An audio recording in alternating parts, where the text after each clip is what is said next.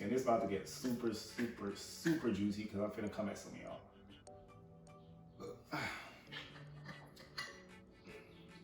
Let me get a sip of water first.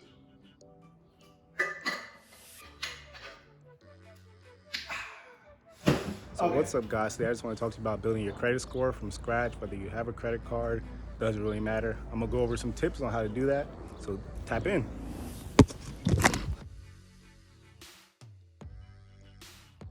So what's up, guys? Like I said in the intro, I'm gonna talk to you how to improve your credit score. You're gonna take your credit game from a 0 to a hero, from a 0 to a pro, star to all stars, all of that. Gonna be Hall of Fame status after this, right? But before I do that, all I'm gonna do is ask you to give me a like and a subscribe.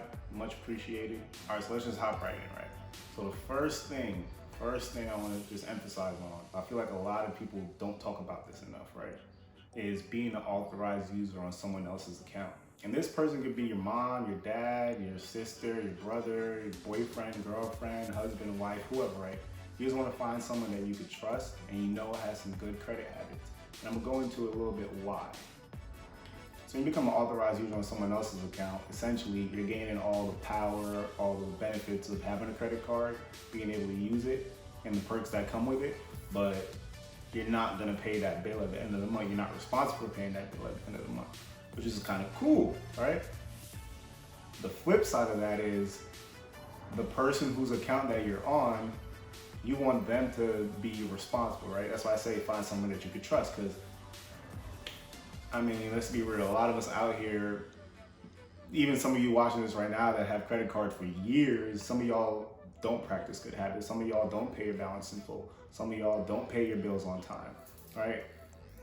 And the reason why it's important to find someone that you can trust is because you're gonna be attached to their account, right? Whatever they do will reflect on you, good or bad. Hopefully more good than bad, right? And like another thing too is it's good that you got this credit card now. Technically, it's not yours, you're under someone else's name. And it's good that you got this credit card now, but let's not run away with it. Like I feel like some of y'all gonna get these cards, we gonna swipe till what did it say?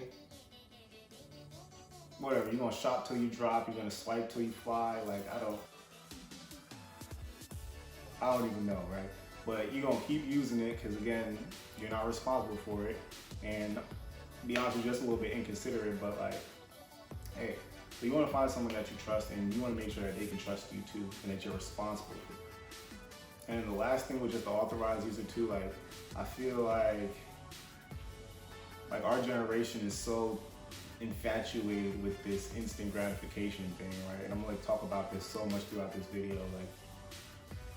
We want things now. Everything's at the touch of our fingers. We want our stuff coming in 2 days, What? We got Amazon, we got Twitter, Instagram, we got everything. The power of the world is in our hands, and it's easy to just get infatuated with having this thing when I want it, how I want it, where I want it. We have so much control over our lives. I don't know, tell me if I'm making sense, but pretty much what I'm saying is, practice some patience, get off of that instant gratification, and give it some time. When you get that credit card or you become an authorized user on someone's account, if they trust you and you guys build that relationship, put it away in a drawer or something and don't go running out spending all the money and being inconsiderate thinking oh, I don't have to pay for this, it's whatever. That's messed up, B. That's messed up.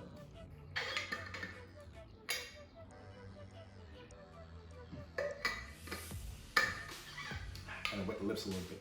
So, excuse me.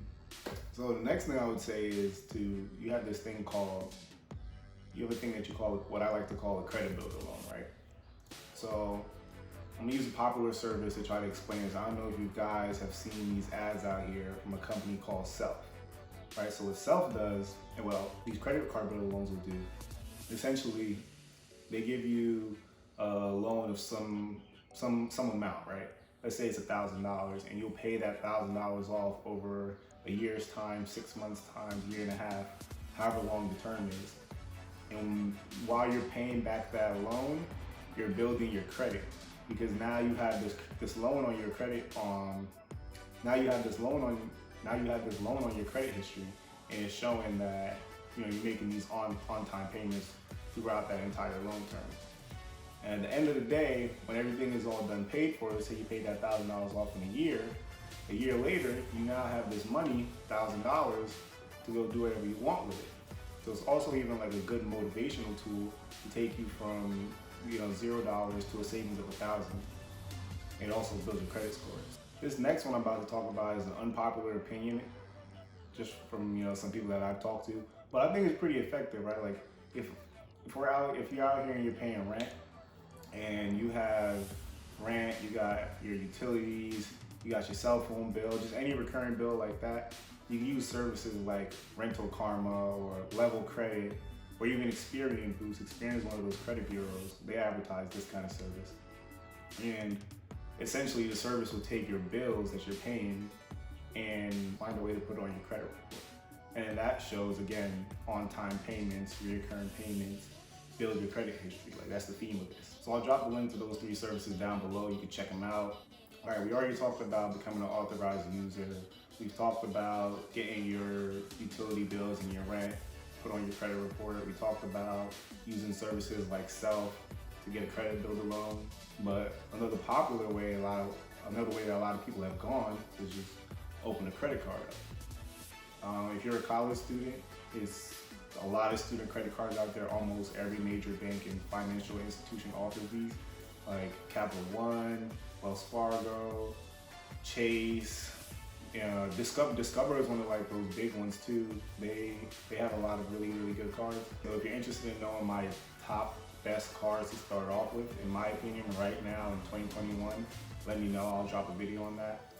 Okay, a lot of this video has just been me talking about, if you don't have a credit card, ways to build your credit. But let's hop into if you do have a credit card, right? And it's about to get super juicy because I'm finna come at some of y'all.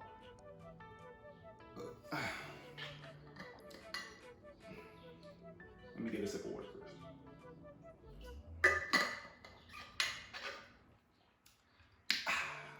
first. Okay, so, excuse me. So the first thing is, you want to start paying your balance in full. All right, I feel like a common misconception out there is that I just have to pay the minimum balance and I'll be good. Yes and no, because there's this thing called interest out there and it'll bite you in the ass, okay? Like, excuse my language, but it's gonna get you, right? And I don't know, man, like some of y'all logic be messed up out here. Like, why would someone be okay with you paying $25, $35, whatever your minimum payment is, if you spent $500 of their money? Like, real talk, if someone owed you $100 and they only gave you $20 back, you'd want all your money back, right? All right, so pay your balance in full. The next thing is pay your balance on time, as equally as important, because it makes no sense if you're paying your balance in full 2 days, 3 days, after the due date. You're late. You're still gonna get hit with that interest. And so pay your balance in full. I'm not gonna get too much into that. Next thing is paying your bill multiple times in a month if you can. And to be honest, I'll get into it on my next point, but you should be able to do that anyways. But if you can, do that, because it'll lower your credit utilization. That's a very major part of your credit score. Like I was saying, pay your bills multiple times in a month, and you should be able to do that because you shouldn't be charging more on your card than you can afford. Like, you shouldn't, if you're only bringing in $1,000 a month, your credit card bill shouldn't be $2,000 a month. You know what I mean? Like practice some discretion. Like, just because your credit card limit is $5,000, that doesn't give you the right to just spend $5,000 if you don't have it. I believe I covered this in like one of my reels on my Instagram. Follow me on blackboyfinance. Quick little plug. But you should be keeping your credit utilization under 20%. Ideally, a lot of people say 30%, but again, we're trying to build our credit score as quickly as possible. So I would say below 20%. Even if you can stretch it, 15%. This next one is kind of just like a bonus, I guess you could say. It's not really required, but if you can, it would be nice. Like I said, we live in this fast world. We live in a very fast-paced world, and it's easy for things to slip through the cracks. So I feel like if you could put something on auto pay, no matter what it is, cable bill, rent, savings, anything like that, if you could put it on auto pay, that's just one less thing you gotta worry about at the end of the day. So if you can, put your credit card payments on auto pay. And know, let's say, I know that might be difficult to kind of gauge how much you're gonna spend a month, but set a threshold for yourself, like, you know what, I'm not gonna spend more than $200 or $300 a month on this card. Or if you have a small credit card balance, you could just say that, or if you have a small credit limit, I should say, you could say that I'm only gonna put gas on there, right? And I know my gas bill shouldn't go over $100 for the month. And it's COVID season right now, where gas is kind of expensive. Like, I filled up the other day and it was like $45 just to fill up the tank. I was like, damn. Yeah, moral of the story, set up auto pay if you can. And the next thing, and I was preaching this a little bit earlier, patience. If you have a car, if you don't have a credit card, if whatever your situation is, I feel like just in a lot of things in life, it's just patience. Like, it's gonna come.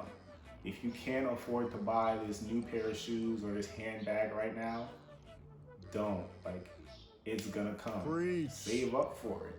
You know, like, I'm not saying to be out here just eating rice and beans, ramen noodles.